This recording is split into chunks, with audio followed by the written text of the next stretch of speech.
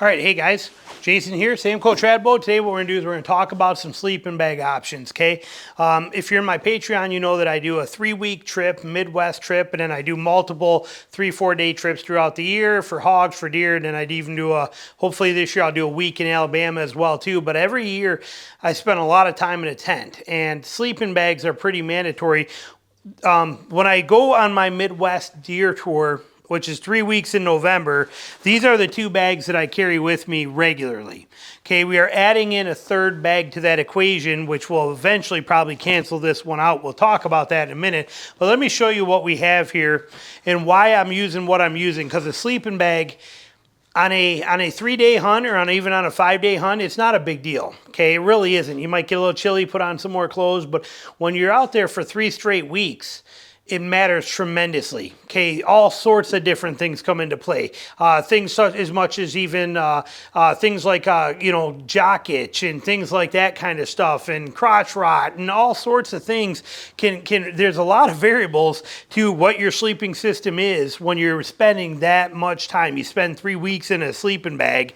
A lot of things are there, moisture content, things of that nature. So this one right here is just a super cheap Amazon one. What is this? Like a 40-degree bag. Comfort temperature is rated in Celsius, so it's a 10 to 20 Celsius, and it does not say on here what that is, but I think it's like a 40-degree bag. And these are great. We actually bought these to have as a spare at the house. They're not expensive. They're dirt cheap. I will lay them out and show them to you, but it is a ultra lightweight, very nice light sleeping bag. And like I said, we even had them where people were using them. We had a cot set up when we first bought our house down here, and we're using it as a second winter home. We were using these on cots in our in the spare bedroom here. But I will lay this out and show it to you, and you can see it. But this is one system that I use for the very hot days. When you get days that are going to be in the 70s, you know, where at night it's getting down into like it's not getting any colder than the 50s, a bag like this is perfect. Now you also notice that it is not a mummy bag. Okay, we will dive into that in a second. Now the second bag is this one, which is my main workhorse. It's a 0-degree bag from Kelty that I've had for, I don't know, or from Eureka. It's a Casey 0-degree. I bet I've had it for probably pushing maybe 8 or 10 years. I've been using this bag. This one will even have inside of there, it's going to have my hat inside of it that I wear all the time. It's got a good compressionable stuff sack in here that you can adjust and tighten up and all that. But it's a good bag. Also not a mummy bag style, but it's a good, thick, heavy.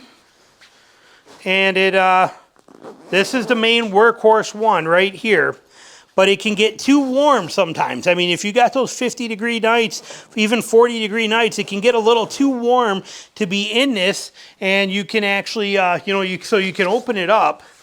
You know, is what you would do with it is open up the sides. But you can see here, and I'll lay them out and show you. But this is another bag. But this one is what you call kind of a semi-mummy bag, semi-rectangular. And that's where the problem comes in.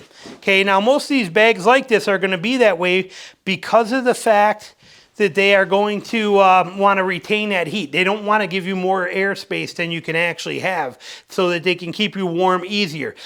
When I bring you over there and show you, there'll be some very interesting points on that bag too and why I bought it, which I will show you. And then this one here, we're going to be using this year, which I'm hoping is going to bridge that gap and make me get rid of that. And this one here I just got from Sportsman's Warehouse, was one of their elk hunting bags. Kind of like a cloth, like a cotton to it, but it is a simple square rectangular bag.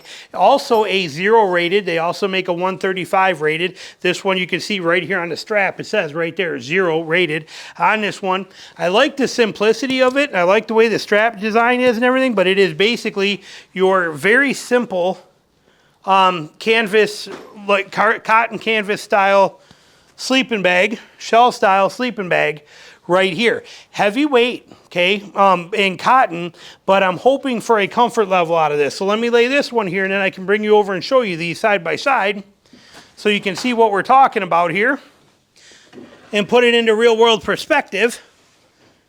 Okay, so let me grab the camera and bring you over here where you can see these. Okay, so now, like I said, the one we started with right here, this Eureka bag that we started out with, what we got involved with was this one. Notice the shape of this, okay? I didn't care too much about my feet, but you can see that I got a lot of room in the shoulders here, which is why I bought this. It was a big, massive amount of space in the shoulders. However, it's very tight at the bottom. That's where my problem came in with this bag. Great for a week. After a week, sleeping all night with your legs jammed together, again, you start to get, some fungal stuff going on there. It just is what it is. Even on the back of your knees, things like that, your legs are just too jammed up for that long of a time in a nice warm bag like this. So this is great though, but I'll tell you what, I've been out there at nights that have been 10 below and been completely comfortable in this with no heat going in the tent. So it's a great bag and it's not going away. I'm going to take it with me. However, if this bag proves to beat this one, then that's what we're going to go for. We'll come back to this one. Let me scoot these over here for a little bit better room here for you so you can see the comparisons. So we got that one. This is that one we just bought. It is basically, for all practical purposes, the same size as far as lengthwise, same temperature rating, but look at the amount of leg room that I have in this one comparatively. Okay, I got more shoulder room, more leg room, more room, cotton on the inside, which should be comfortable. Still got a fold over top on here I can put over my head. Not as sealed up as this one. Okay, so I will bring this one with me on my trips this year to see, and we'll see how the cold temperatures do. But I got a feeling this one being able to function is going to be better for me, and the leg room is going to be much more comfortable for me. And then this one here, if I need it, we'll go to it. But here, even on that, when you get warm at night, you can't really just unzip this because there's no room in it, okay? It's just when you unzip it, now your side is open and exposed. Where here, I can unzip this if I want to, and I have enough room in here that it can still lay and still be on me good enough. Or when you unzip this, it just comes right off, okay? It's just how it is. So I've got high expectations for this bag. Till it's proven, we don't know. But this one definitely proven. The downside to it is there's no leg room. I will never buy another mummy style bag ever again, even though this is what we kind of classify as an oversized mummy bag. Now this one here, ultra light, ultra cheap. I want to say this was like 25 or 30 bucks. But I'll tell you what, when those nights, when it gets warm out and you get those 75-degree daytime temperatures in November in the Midwest, which is very often, when you get that, the ability to pull this bag out and sleep in this bag for a night or two at 50 degrees is an absolute gold mine rather than struggling in this. The other advantage to this, notice that this one is narrower. If I choose, now space is not limited for me because of the fact that I'm bringing a trailer. I got a ton of room. So I'm taking that bag with me and I'll throw it up in a bin in the trailer as emergency or if I need it. However, realistically, this combo here would be everything that I would need, because if this one did not keep me warm enough, I could put this one inside of this one and still have the leg room and add that extra insulation to this bag, doubling them up on a very cold night. So this system would be great. This system here, this bag and this bag combined, bought right now today, cost less than half of what that bag did. Okay, this was a Sportsman's Guide, Sportsman's, what's it say on there? Sportsman's, I'll pull the bag up again for you. I don't remember where I got it, but I got it online. But this bag was $69 on sale. Okay, this bag is $25. I think I paid $190 or $200 and something for that bag when I bought it, although, and that was, again, like I said, almost 10 years ago. So this system here, I think, would fit the bill a lot better, but the leg room is mandatory on a long hunt. It's just, I mean, like I said, if you're going for a week or 10 days, not a big deal. You go spend 3 weeks in a tent in varying temperature degrees over 3 different states, some of those being 70 degrees, or 50 at night, and some of them being 0 at night, and you go through that experience, you're gonna wish you didn't have a mummy bag. Okay, there's nothing good about a mummy bag and your legs being jammed together tight like this the whole entire night. Okay, this is a very tough position for guys to be in all night long. You need to have a little bit of breathing room in there. And if you don't, you will find out. And I found out. And I like this system much, much better to have some width to be able to spread my legs. So this is my sleeping system for this year for these hunts. And when I'm down here in Georgia, and I do my overnight trips or 2 or 3 day hog hunts, this is the sleeping bag I take. It's all I need down here. Works perfect.